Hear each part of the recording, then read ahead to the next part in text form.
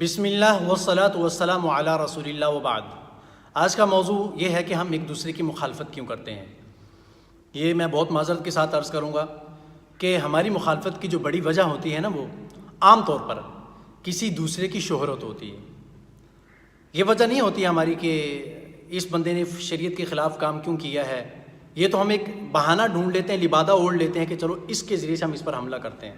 Direct تو ہم حملہ نہیں کر سکتے، یہ کڑوا سچ ہے میرے بھائی۔ میں اس کی انشاءاللہ آپ لوگوں کو ایک دلیل بھی پیش کرتا ہوں۔ وہ یہ ہے کہ اگر اختلافات کی وجہ شریعت کی مخالفت ہوتی کہ جی فلاں بندے نے شریعت کے خلاف یہ کام کیوں کیا ہے، اگر یہی وجہ ہوتی تو میرے بھائی ہمارے اپنے گھر میں یا خاندان میں کتنے اللہ اور اس کے رسول کے احکامات کی خلاف ورزی ہوتی ہے، کس کو نہیں پتہ؟ کیا گھروں میں ٹی وی نہیں چلتے؟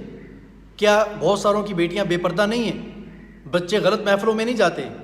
شراب اور زنا تک نہیں چلے جاتے بہت ساروں کے؟ شریف لوگوں کی بات کر رہا ہوں۔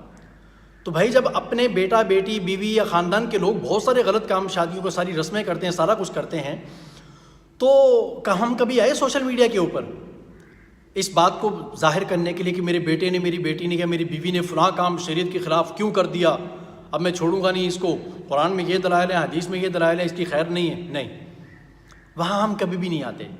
کیوں؟ کہ اگر وہاں کچھ ایسا معاملہ ہو بھی جائے نا تو برداشت کر جاتے ہیں، یا پھر اندر ہی اندر اس کو رفع دفع کر دیتے ہیں، ختم۔ اور اگر باہر سے کوئی آدمی پوچھ لے تو جی وہ اصل میں نا وہ تھوڑا سا معاملہ تھا، وہ بس ویسے ہی تھا، بس وہ حل ہو گیا ہے، وہ کوئی اتنا بڑا مسئلہ نہیں تھا، بس وہ اندر کی بات تھی، وہ ہو گئی ہے۔ حالانکہ یہاں مسئلہ ہونا چاہیے تھا۔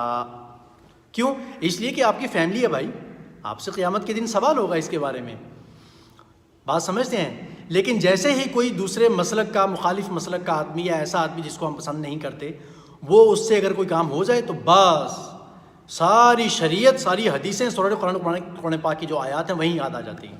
حالانکہ یہاں نہیں ہونا چاہیے تھا۔ کیوں؟ کہ یہ اس کا اور اللہ کا معاملہ ہے۔ اگر کسی دوسرے آدمی کا معاملہ، کچھ مسئلہ ہوا ہے اس سے، تو اللہ جانے اور وہ آدمی جانے۔ آپ کی فیملی کا مسئلہ تھا، آپ کو دیکھنا چاہیے تھا۔ وہاں گھر میں دبک کے بیٹھ گئے، کسی نے پوچھا بھی تو گات کو گول مول کر کے اس پر پردہ ڈال دیا، اور یہاں معاملہ ہوا تو فٹافٹ سوشل میڈیا پر آ گئے۔ یہ ہے دوہرا معیار، سمجھتے ہیں بھائی؟ اب اصل وجہ کی طرف آتے ہیں ذرا، کہ اصل وجہ ہوتی کیا ہے۔ عام طور پر جو اصل وجہ ہوتی ہے وہ کسی کی شہرت ہوتی ہے، کہ بھائی اس سے لوگ اتنی محبت کیوں کرتے ہیں، اس کے پاس مال کیوں ہے، ٹھیک ہے، اور اس کی شکل یا حلیہ یا اسٹائل تو ہماری طرح ہے۔ مثال کے طور پر مثال دے دیتا ہوں ایک، کہ ہم بھی مولوی لگتے ہیں، یہ بھی مولوی ہے، تو لوگ اس کے آگے پیچھے کیوں ہیں، یہ آگے اتنا زیادہ کیوں جا رہا ہے، اس کے فالوورز زیادہ کیوں ہیں، اس کی لوگ بات کیوں سنتے ہیں۔ یہ میں نے ایک مثال دی، اور بھی میں بہت ساری لے سکتا ہوں۔ سیاسیات بھی، اس میں بھی یہی اسی طرح کی کافی ساری چیزیں چل رہی ہیں جو کہ نامناسب ہیں۔ اب میرے ذہن میں ایک چھوٹی سی مثال آ رہی ہوں، میں دیتا ہوں آپ کو، یاد رکھنا حقیقت بھی ایسی آپ کو نظر آئے گی۔ آپ نے کبھی کیکڑے کی مثال سنی ہے؟ کہ اگر کسی کھڈے کے اندر کسی جگہ پر کچھ کیکڑے ڈال دیں نا، کسی بڑے برتن میں جو تھوڑا سا اس طریقے سے ہو، اس میں کیکڑے ڈال دیں، تو جب کوئی ایک کیکڑا اوپر نکلنے کی کوشش کرے گا نا، تھوڑی سی پرواز بھرنے کی کوشش کرے گا، تو دوسرا کیکڑا فٹافٹ اس کی ٹانگ پکڑ کے کھینچ لے گا۔ ابے بھائی کیکڑا صاحب کہاں جا رہے ہو، ہم بھی تو کیکڑے ہیں نا، ادھر ہی بیٹھے ہوئے، تم بھی ادھر آؤ، واپس باہر نہیں نکلنا۔ وہ تو کیکڑا ہے نا، اس لیے اس نے ٹانگ پکڑ کے کھینچ لی تھی۔ او بھائی اس میں اگر عقل ہوتی تو انسان ہوتا، انسان نہیں ہے تو کیکڑا ہے نا۔ اور افسوس کی بات یہ ہے کہ ہم انسان ہو کر بھی وہی کیکڑوں والی حرکت کرتے ہیں۔ پھر اس مقصد کے لیے، یعنی ایک کو غلط دوسرے کو صحیح ثابت کرنے کے لیے ہم قرآن و حدیث سے دلائل بھی لے آتے ہیں، کفر اور شرک کے فتوے بھی لگ جاتے ہیں، اور ان کاموں سے ہم بالکل بھی دریغ نہیں کرتے۔ جبکہ اصل بات کیا ہوتی ہے کہ لوگ اس کو زیادہ کیوں سنتے ہیں، لوگوں کے اندر اس کی محبت زیادہ کیوں ہے، اس کی شہرت کیوں ہے، اور ہمارا حال کیا ہے، اس کے پاس شہرت کیوں ہے، اور جبکہ ہمارا حال یہ ہے کہ ہماری تو کوئی گھر میں نہیں سنتا یا سنتی، بلکہ دو چار اوپر سے ہمیں سناتی ہے، ہماری تو یہ حال ہے، تو یہ اتنا آگے کیوں ہے۔ تو بھائی ہو سکتا ہے ہماری قربانیاں یا ہمارا کام ان جیسا نہ ہو، اس بندے نے اپنی ساری زندگی کسی اچھے کام میں لگا دی ہو، ساری زندگی اس کی گھر سے باہر ہی نکل گئی ہو، اور ہماری گھر کے اندر ہی نکل گئی ہو، سمجھتے ہیں؟ اور یہ بھی ہو سکتا ہے کہ اس آدمی کا علم ہمارے علم سے بہت کم ہو، تو بھائی اس لیے حسد کرنا چھوڑیں، سمجھتی ہے، اور کینہ کو کرنا چھوڑیں، کیونکہ یہ دونوں چیزیں ایسی ہیں جو محسود کو نقصان دے نہ دے، یعنی جس بندے سے حسد کیا جا رہا ہے نا اس کو اس کا نقصان ہو یا نہ ہو، مگر حسد کرنے والا جو بندہ ہے نا وہ ہمیشہ اس میں کوٹتا رہتا ہے، جلتا رہتا ہے، اس میں مرتا رہتا ہے خود بخود۔ یہ دونوں جگہ منع ہے، مطلب قرآن میں بھی اور حدیث میں بھی حسد کرنا، کینہ کرنا دونوں جگہ منع ہے۔ اگر کسی کو ذلیل کرنا چاہیں گے تو اللہ تعالیٰ ہمیں رسوا کر دیں گے، یہ بات یاد رکھنا، لکھ لیں یہ بات۔ کیوں؟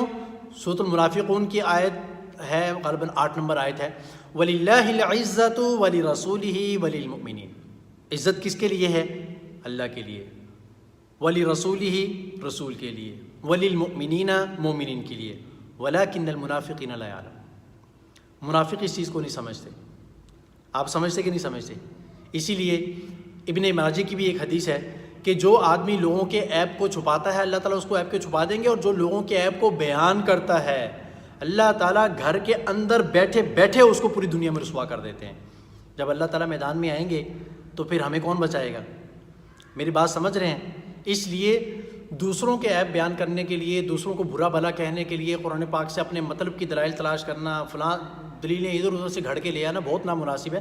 یہاں مجھے ایک لطیفہ یاد آ رہا ہے کہ کچھ لوگ اکٹھے بیٹھے ہوئے نا کھانا کھا رہے تھے، تو کھانے کی بڑی پرات تھی، سرید بنی ہوئی تھی، سدید یا سرید، تو جس نے ان کے سامنے پرات پیش کی اس نے درمیان میں ایک تھوڑا سا وہ کھڈا سا بنایا، اس کے اندر دیسی گھی بھر دیا، سمجھتے ہیں؟ تو اب وہ سوچ رہے ہیں یار یہ دیسی گھی درمیان میں ہے، ہر بندہ سوچ رہا ہے کہ میں اس کو اپنی طرف کھینچوں۔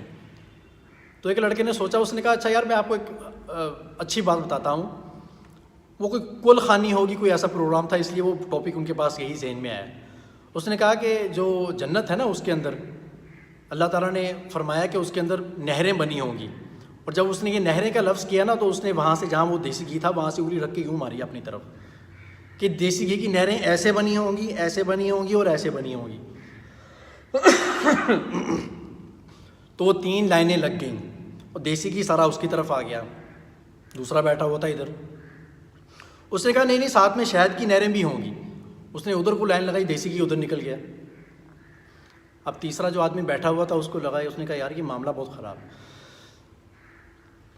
یہ تو سارا گھی ادھر کھینچ کے لے گیا۔ اس نے کہا دیکھو بات سنو، جنت میں ہم بعد میں جائیں گے لیکن اس سے پہلے میدان حشر لگے گا اور حشر کے اندر افراتفری کا عالم ہوگا، تو یہ ساری انگلیاں اس نے گھمائی اور دیسی گھی کو سارے کھانے کے اندر مکس کر دیا۔ ہمارا حال بھی یہی ہے، کچھ اپنے مطلب کے لیے ہم اپنی بہت ساری چیزیں نکال لیتے ہیں، حالانکہ قرآن پاک اور حدیث پاک ان کاموں کے لیے نہیں ہیں، خود کو سدھارنے کے لیے کہ ہم خود سدھریں۔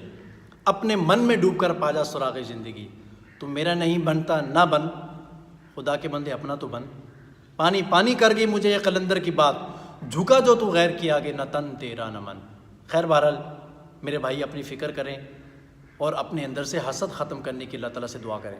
اللہ تعالیٰ ہمیں ہدایت نصیب